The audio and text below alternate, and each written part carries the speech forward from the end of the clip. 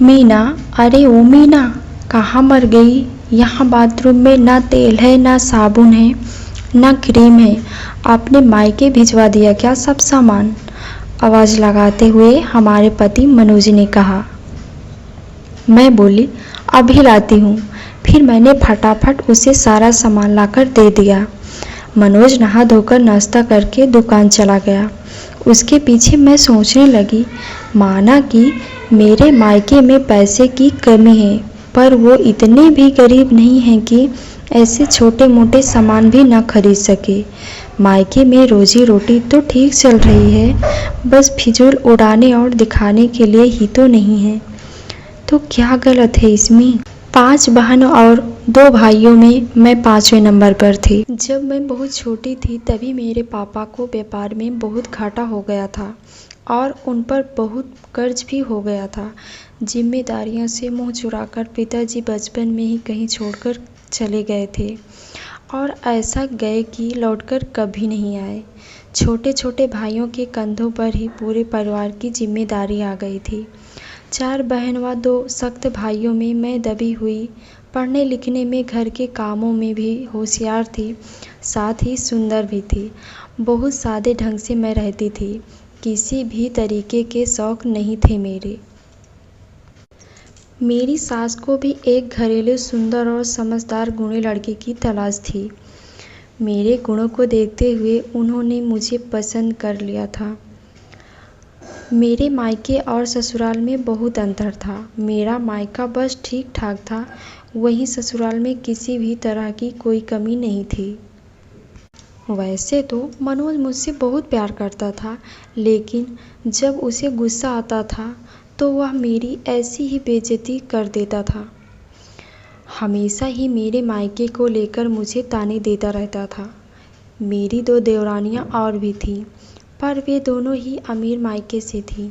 हमेशा अपने मायके का ही बखान करती रहती थी। मायके से महंगे महंगे सामान लाती थी और वहाँ से मिले रुपयों से खूब मौज करती थी। कभी जब उनके पति या सास से कुछ कहा सुनी होती थी तो तुरंत मायके जाने की धमकी दे दिया करती थी। फ़ोन करके मायके वालों को बुला लेती थी और 2-4 दिन के लिए चली भी जाती थी। फिर उनके पति ही उन्हें मनाकर लाते थे। मेरे भाई पहले से ही जैसे तैसे समय काट रहे थे, ऊपर से 5 बहनों की जिम्मेदारी भी थी, इसलिए मैं चाहकर भी ना तो कोई बात मायके में बता पाती थी और ना मायके जाना चाहती थी। मेरे सास, देवर और पति को यह बात अच्छे से पता था कि मुझे मायके का कोई सहारा नहीं है। इसी बात को लेकर वो खूब फ़ायदा उठाते थे।